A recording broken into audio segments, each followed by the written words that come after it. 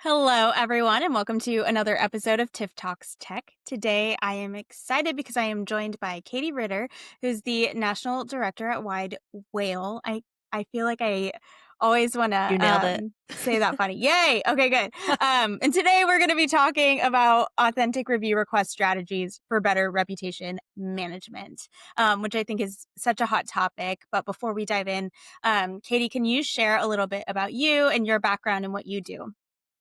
Yeah, of course. Thanks, Tiffany. Great to connect, and thanks for having me on. And yes, you nailed wide whale. I get it all the time. Like, how do I you wanna say pronounce it? wide rail, and then I feel like I'm mispronouncing it.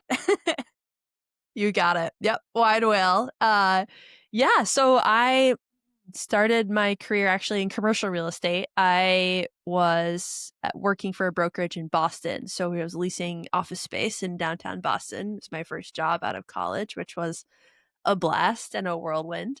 And then I left the corporate world to get my master's and go back to actually my alma mater, which is Middlebury College, and coach lacrosse. So I coached lacrosse, went back to school, um, and got my master's in sports management. And then I wanted to stay in Vermont and but not coach anymore. I was ready to have my Yeah, weekends back. um, yeah. and I had reached out to a friend who I went to Middlebury with who had just started at this startup called Widewail in Burlington, Vermont. And he was like, "Yeah, hey, we're hiring for a BDR role." And I was like, "All right, I'll give it a go." And I was employee 18 at Widewail, and we had started in the automotive industry. Our founder and Mhm. CEO has spent his career in automotive digital marketing. And after about a year, moved into an account executive position, and we landed our first multifamily client. And that was a catalyst into, okay, I think we can expand into a new vertical here. And Katie, Yeah. go see if we can. So, Yeah, what was the uh, motivation to kind of expand into multifamily from automotive? It's like, I would almost think, yeah, would you go into hospitality or, what was that thought process? totally. Yeah, totally. So I think what at its core, what we thought about was both industries are a quote unquote considered purchases. So you're going to take your time to figure out what car you want to buy, and you're going to take your time and try to figure out where you want to live. Two really big purchases. And so social proof and what your peers say about the experience, whether it's buying a car at a dealership, the service experience at a dealership, or what it's like to live at a community, both are going to heavily influence and drive trust and get you to convert and transact at that business. So both are quote unquote local businesses when we think in the sense of brick and mortar. There's a Google business profile for both. Google search is critical in both searches. So and reviews help fuel those GBPs. So we thought we're like, okay, it's different, but and we have some learning to do, but let's give it a go as we've kind of found our lead client here. And since then we've grown, and it's been our established second vertical. So it's been really fun. And the industry, I've really enjoyed being back in real estate, and more specifically in multifamily. So Yeah. it's been a blast. It Yeah. is such a fun industry for sure. So I want to talk about, obviously, we know why it's important to Hmm. be doing reputation management, but I want to talk about that a little bit more, and why it's so important for us. I know you said like brick and mortar. We have actual locations that need Hmm. reviews, but why? Yeah. Totally. Yeah, and I think so we used to talk about wide wheel a lot, and our initial pitch and value prop there was just all about trust, right? People Hmm. don't necessarily trust what you have to say about living at your community if you're working there. And historically, we've seen this decline in trust in big corporations. We've had the BP oil spill, we've had hacks at Yahoo, Nike, all of these situations where oh, just because you're spending the most in the Super Bowl ad or you have the biggest headquarters, coolest building doesn't necessarily mean I trust you. And we've seen this total rise of we're more connected to our peers than ever before.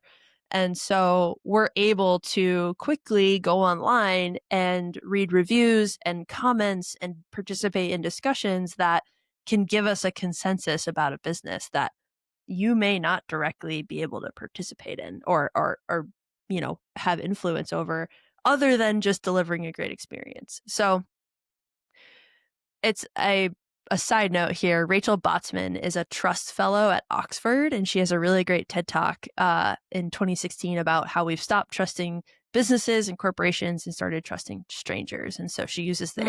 Airbnb example. Just take out reviews for a second. If you were to go stay at a stranger's house, uh, probably not. You're not trusting the stranger to be like, yeah, come stay here. It's all good. But you're going to trust the 200 people who have done it before. So that's a little bit of just where we are as a society. And I think from a trust standpoint, if you can't trust your peers and you can't trust people who have interacted with the business, where does that leave us? And so the importance of making sure you're participating and driving and being proactive in those conversations is really key in driving that confidence for someone to pick up the phone and say, yeah, I do want to tour here. I do want to interact. I do want to look into this.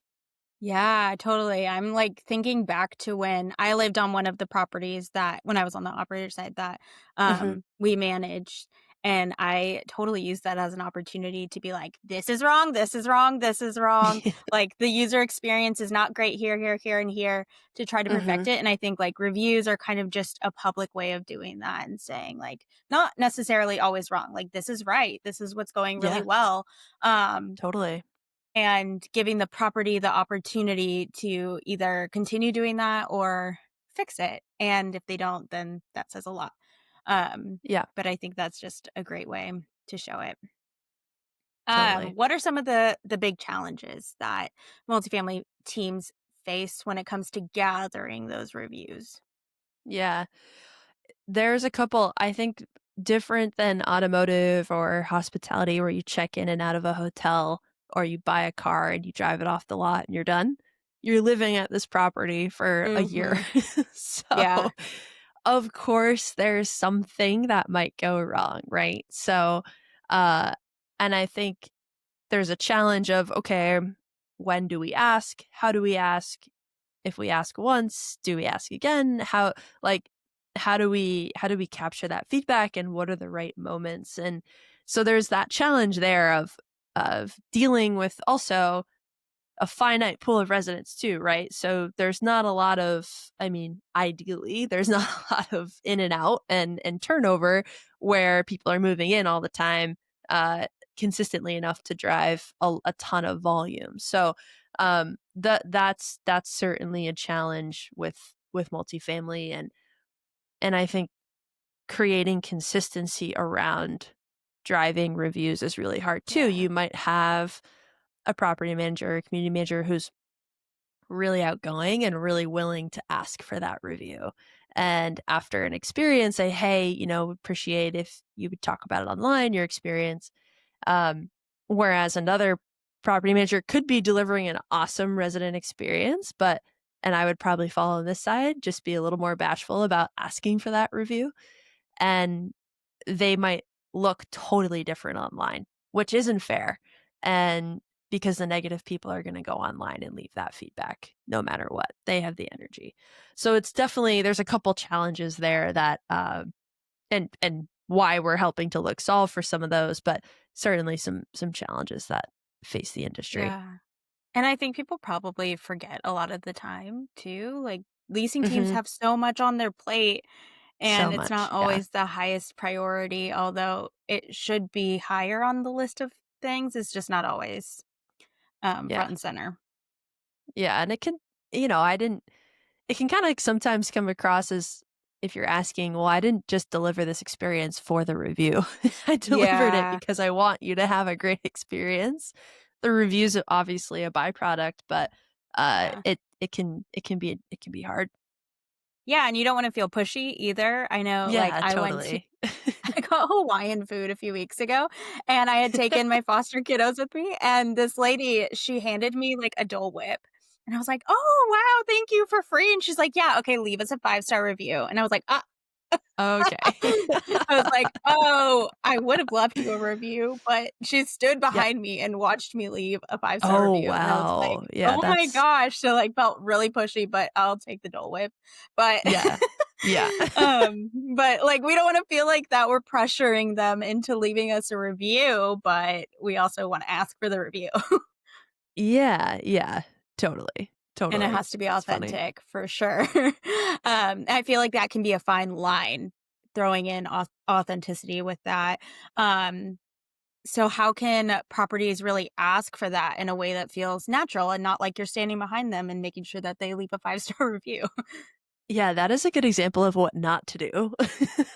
Um, and I think it's important to talk about first just the guidelines and the recent FTC rulings and information that has come out about reviews and I think we're seeing more and more of this conversation with the FTC to protect consumers because we're at the end of the line, right, with trust. Like if like I said, if you can't trust other people, who can you trust? So FTC is really cracking down on this. And so, yeah, incentivizing reviews in any way is a no go. Incentivizing the type of review is a no go. Like everything that that woman did is a no go. Uh, Kids were like, "Oh, great, we got ice cream," and I'm like, "Well, yeah, I like have to free. leave a review."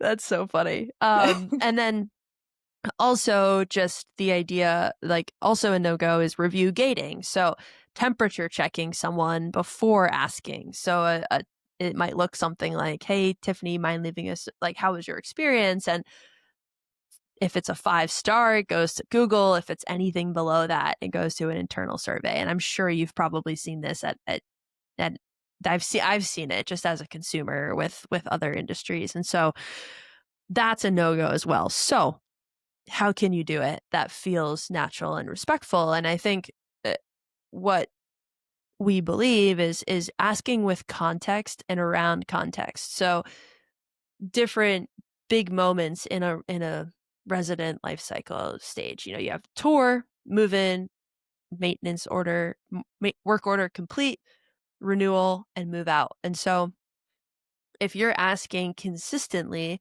at all of these moments, you can add some context of like, you've just delivered an experience. You've just helped them with their lease, moved them into their new apartment. Totally appropriate to say, "Hey, welcome. You know, we're so glad you're here. It's Katie at this property. Thanks for being here, Tiffany. Would you mind taking a moment to leave us a review about your leasing and move-in experience?" And so and you just ask them once, and it's prompted by an experience that you deliver.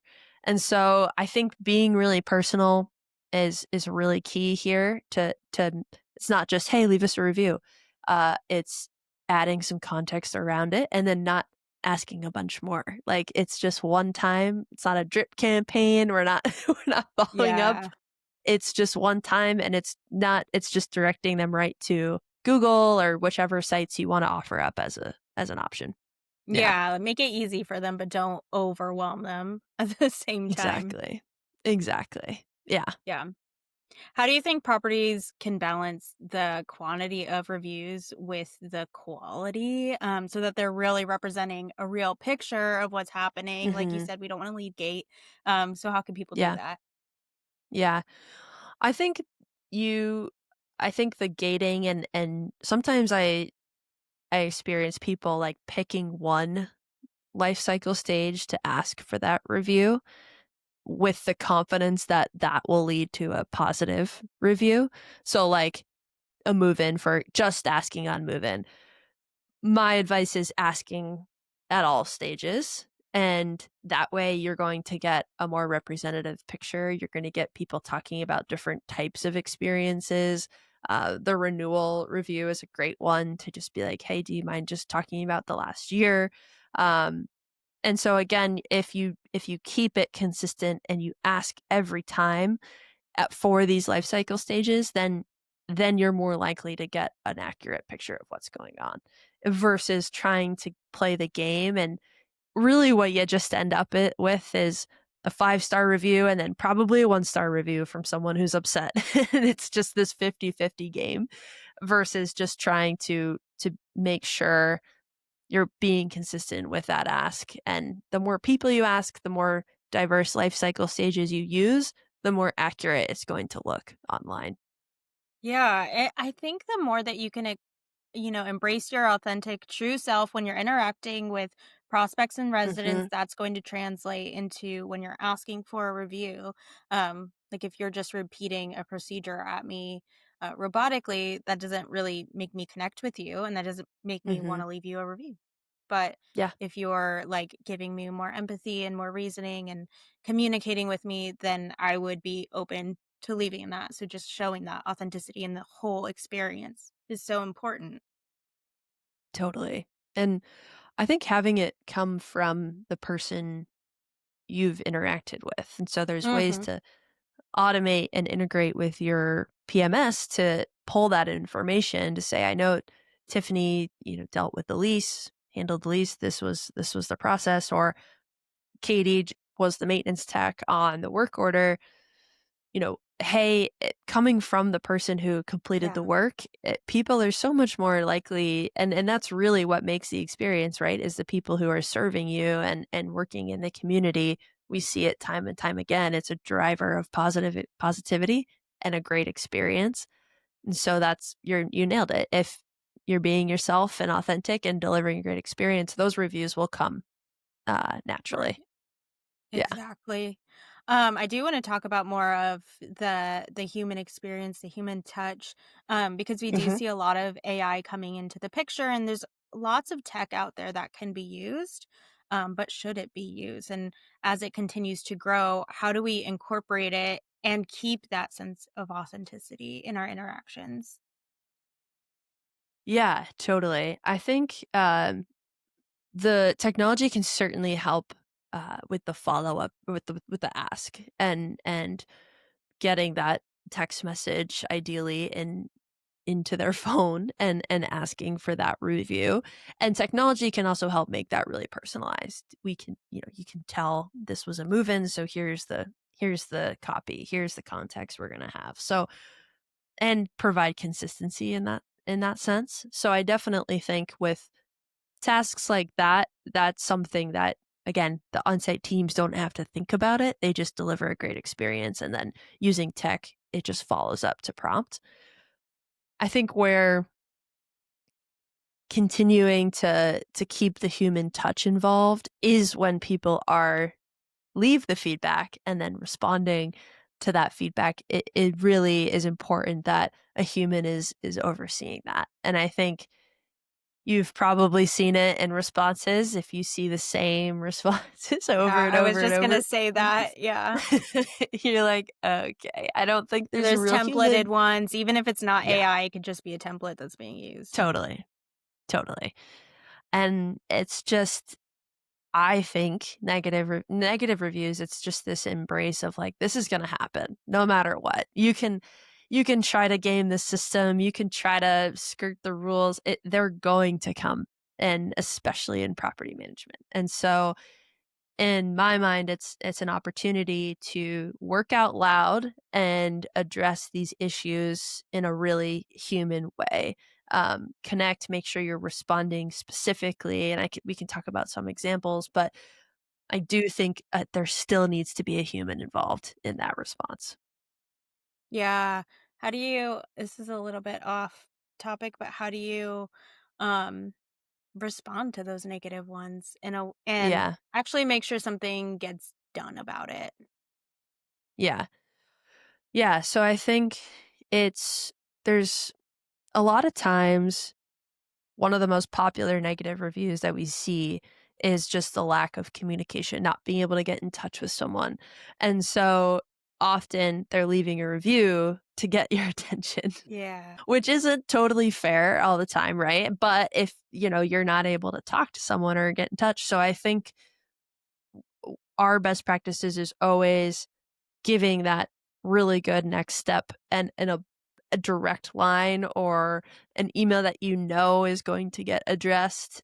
Sometimes with those communication issues, if they're having trouble getting in touch with community manager, signing off as the regional manager and getting that contact information out there. So I think the first thing with that is just making sure you're giving a number or an email that you know you'll see and respond to and actually address. And so I think a lot of times it's you see responses like please get in touch and it just or like with your concerns and it's like, well, they've tried. So Yeah, let's yeah. give let's give a I understand you're having trouble reaching this person or like if they reach out directly and there's a time to set up to chat, be like, we have a time set up on Friday, looking forward to connecting, things like that. Like there's ways to incorporate some meaningful next steps there in the communication side of things. Yeah, absolutely. I want to talk about leveraging those reviews that come in and using them for Hmm. growth. Once the feedback is gathered, how can properties really make the most of it? And what's the best way to incorporate those reviews into your community's story? Can you put them on the website? Like, what are some things you could do? Yeah. Yeah. Totally. It's a great question. And here's where I do think AI and technology really can play a role in interpreting a vast volume of feedback, a large volume of feedback. So I think the most important thing is identifying trends across the portfolio. So I think oftentimes we operate in solving for the one-star review that came in and Yeah. addressing that resident's issue. But as when you're managing a large portfolio, solving for systems and solving for operations becomes really critical when you can interpret hundreds and hundreds of reviews in a month or in a quarter.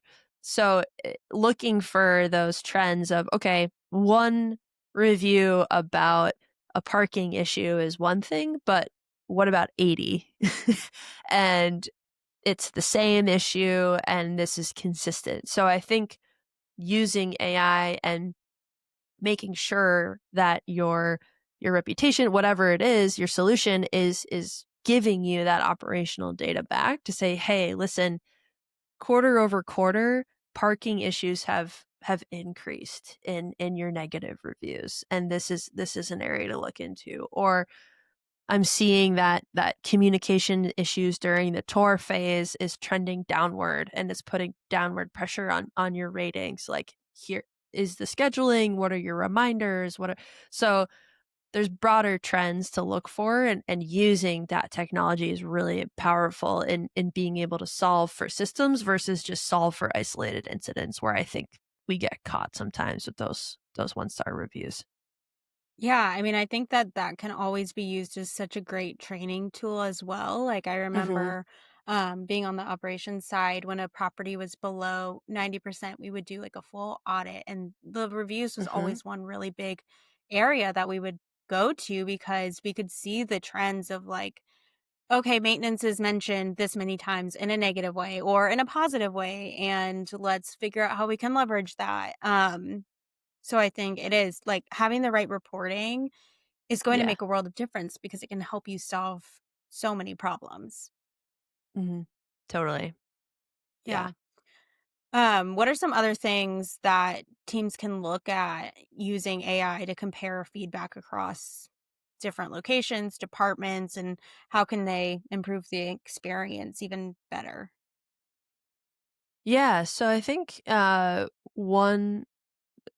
one area to use and process AI is summarizing. So you're seeing Hmm. maintenance come up in 80 negative reviews. Like what about maintenance? What were they saying? Here are the top 3 things that have come up, and here are and I've played around with this. Like here are the 3 potential fixes too. So it can help with solutions based on what that feedback is saying as well. So you're getting not only the raw data of, you know, the average rating of when reviews talk about communication is a 3.5, this makes up 50% of your negative reviews, and this is trending down quarter over quarter. So now you have the awareness piece. And now it's like, okay, let's get into solution mode. What can we do? And so I think that that's an area it can really help. And I think traditionally, the beauty of this too is traditionally reviews, and you probably can speak to this, have lived with the marketing department Yeah, totally. most of the time, just because it's public facing. It's local search. It's driving SEO. So I think, and surveys and internal feedback have lived with training and operations. And I think that there's a world where all of this needs to be married up and all of this data is processed so that every department has a common language and access to this so they can communicate with each other.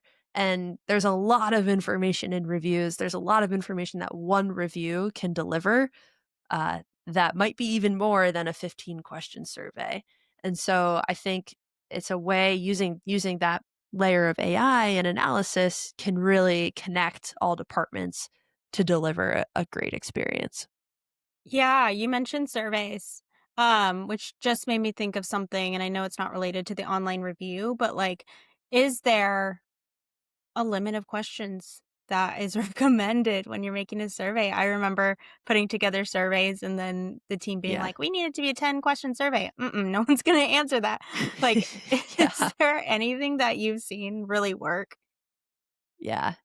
It's funny you say that. We're actually gonna be launching our survey product in Q1, which we're very excited about. Oh, But exciting. the point of it is exactly that, of just limiting it to 2 to 3 questions and really dialing in exactly what you're and thinking about, well, what am I trying to get out of this? And if I'm getting all this great data from reviews, do I need to be more specific? I can get more specific about my asks for a survey. So like I don't necessarily need to know the average score of maintenance timeliness because we're tracking that in our reviews, or we're tracking that we're tracking wait times in our reviews and understanding that. So there's a way to kind of, again, use both to reduce the number of questions you're asking on a survey because you're getting this information in reviews. The reporting and reviews is basically the answer you're looking for. So I think it's allowing you to be a little bit more thoughtful of reducing those questions, to your point of, we don't need 15, maybe we can get away with 5. So I Yeah. I think in my mind, the less the better, and just the better conversion you're gonna find. Yeah, I am thinking back to, like, I used to go to Disneyland all the time, and this is really random, but I used to Amazing. go to Disney all the time, and I had a few, like, not great experiences, Mhm. and I wanted to leave, I would get the survey, and I wanted Yeah. to fill it out, but the survey was, like, 100 questions. Disney, Yeah. this is why Just you don't wanna nuts. hear our bad feedback because you have 100 questions. Like, I was so Yes. upset, I couldn't even Yeah. finish it. Yeah. So, like, we don't wanna be doing that to people. No. No, we don't. No. What do you do Certainly with not. that data? Yeah, Um, it's right, like like, what do you and no one has time for that. No one has time. They'd rather, to your point, just, like, "I have this complaint, I'm just gonna go online and complain about it in a I one-star know. I review." It's mean, the one sad thing is with thing. Disney, they don't really care. Like, people Yeah, are they don't still gonna there's go, but thousands. Yeah, totally. yeah. I was Totally. like, "Oh my gosh, this lady was so rude to me when I was trying to order a pizza." Like, I still remember it. Um, Yep. but yeah, Yep. so, like, what do we do with that data? Once we get it, we look at Yep. the reviews and the surveys, like, how do we relay that to our properties, and how do we be tactful about it as well? Also thinking back to, Mhm. like, I would share reviews with the properties, like, "Hey, this bad review came in, you might wanna address it," and get seething phone calls back. "Do you think we're not doing our job?" "No, no, no, no, no. Mhm. Mhm. You are, but Yeah. but how do we deal with that in a tactful way?" Yeah, totally. I think it gets back to the using aggregate data because of course, like, one review at a property, if you're calling them like, "Hey, Tiffany, this person's saying you're not answering the phone, like, pick up the phone." Yeah. It's like, okay, I have a million Yeah. other things to do. And so I think isolating is tough. I think what the aggregate feedback can do is like, okay, we are seeing that our communication around maintenance is poor. And people aren't understanding when their work order or when this is going to be delivered. So let's make sure, like, as a new process, we're delivering automated updates, or like, hey, this is scheduled, or adding an extra email to say we're working on it as soon as the work order is submitted, and you'll hear from us within 48 hours. Like, a lot of times it's just about setting those expectations. So I think for that example, like, adding in two automated emails that say, "Hey, we got you. You're going to hear from us in 48 hours to schedule. Once it's scheduled, maybe you send out a schedule reminder." So we're proactively working on that communication. That's one example. For leasing, like, if they're saying no one's answering the phone, and this is a common complaint across the portfolio, it's like, "Hey, this is not just you. Here's what we're gonna implement. We're gonna dedicate, one person per day on the phones," like, mix up the protocol a little bit to feel like they're supported in executing on what that complaint was. So I think using that aggregate feedback of like, okay, this is a consistent problem, let's figure out a couple ways to fix the system, and then go and then say, hey, here's the feedback we're getting, here's what we're going to do, and offer a solution to help support to fix Yeah. that challenge, if that makes sense. Absolutely, totally. And that kind of leads me into talking about responding, because I think you could Mhm. leverage the solution in your response as well. But I always found it kind of difficult not to become repetitive with my Mhm. responses because there's common issues. Okay, we're looking at it, we're working on it, like Yeah, get it off my plate. But totally. how do you really respond? And what are some of the best practices to handling both positive and negative reviews when you respond? Mhm. Yeah, I think for positives, making sure that really mirroring what they're saying. Some Making sure if they're calling out a team member, you're responding to that. Yep, we know Tiffany's awesome. Appreciate the shout out. Things like that. And if they're calling out specific amenities or keywords, or we always try to use the location name in the response, just to make sure you're getting that extra touch point.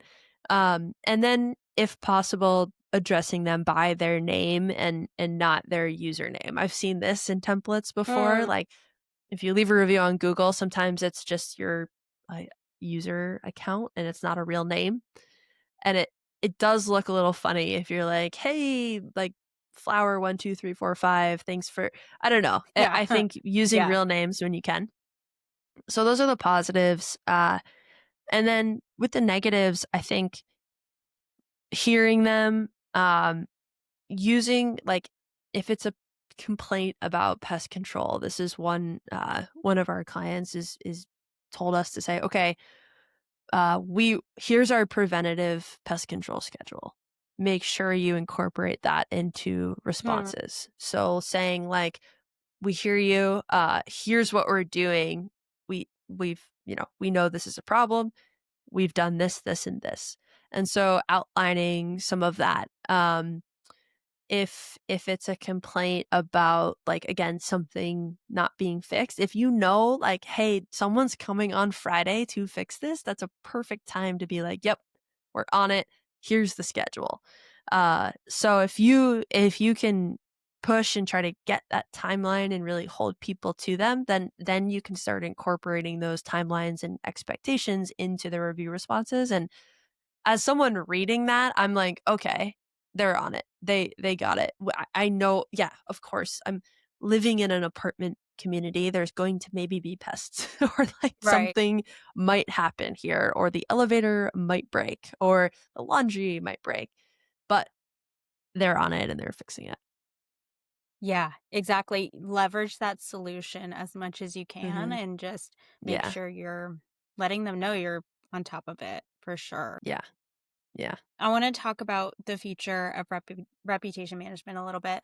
How do you see it evolving in our industry, especially as technology advances? Do you think more people are going to be using AI in those responses? And should we even be doing that? Because we already kind of talked about how important it is to have the human element, Yeah. but what do you think is coming ahead?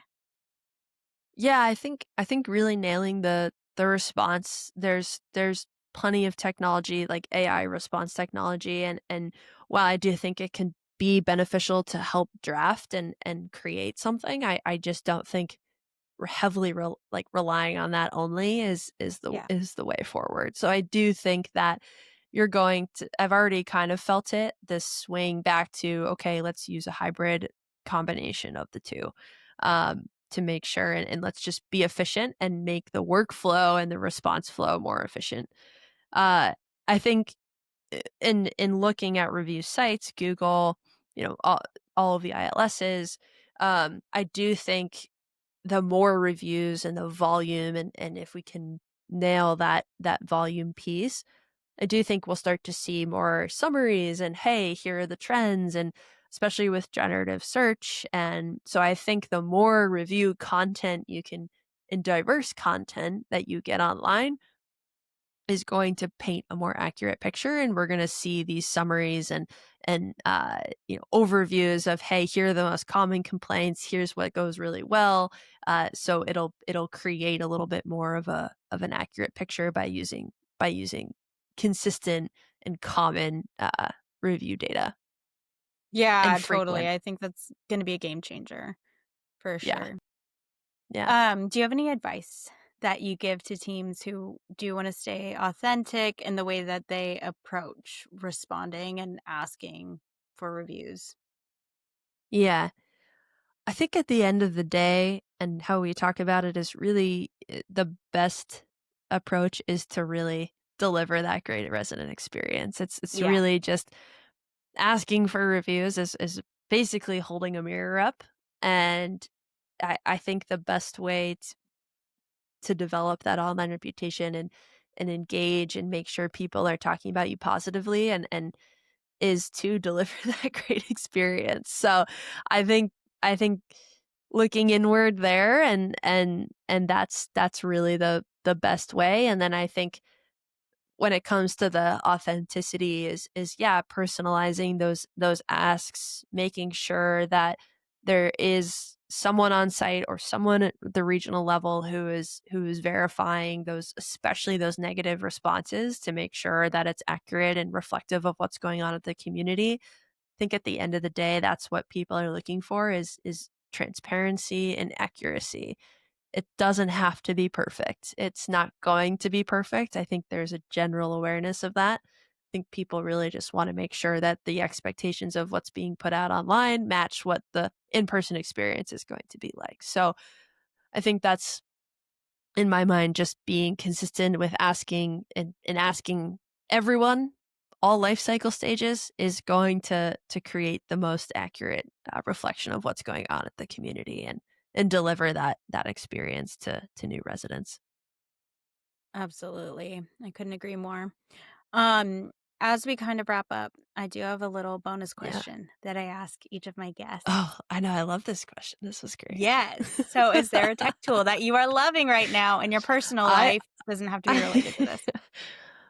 I want to hear your answer to this too. I there was two that came to mind, kind of random. I'm a Hemingway app fan. So Mm, have you heard of that?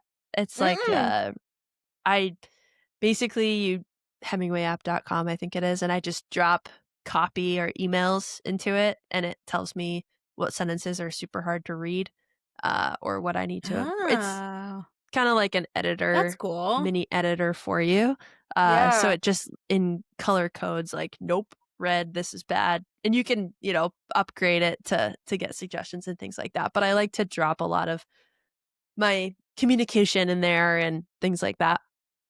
And then the other thing that this is, I don't know if this qualifies, but and maybe you experienced this when you went to Disney. They had it, but those little like mini marts in at concerts or in airports or something where Yep. you just walk in and you scan your credit card and you walk in, you get what you want and walk out. Have you Yeah. seen that? And I the haven't. camera just charge. It's pretty cool. Uh-uh. Like you just there's like you tap your card and then the doors open. You walk in and there's Oh, they have cameras those at the everywhere. airport, don't they? Yes, yes, and there's cameras everywhere, and then you just grab what you want and you walk out and it charges your card, which I think it still blows my mind. I still don't know how they do it, Yeah. but I fascinating. can't, like, I'm wrap my brain enjoying around it. it. Yeah, yeah, I so love those are the that. 2 things. What about you?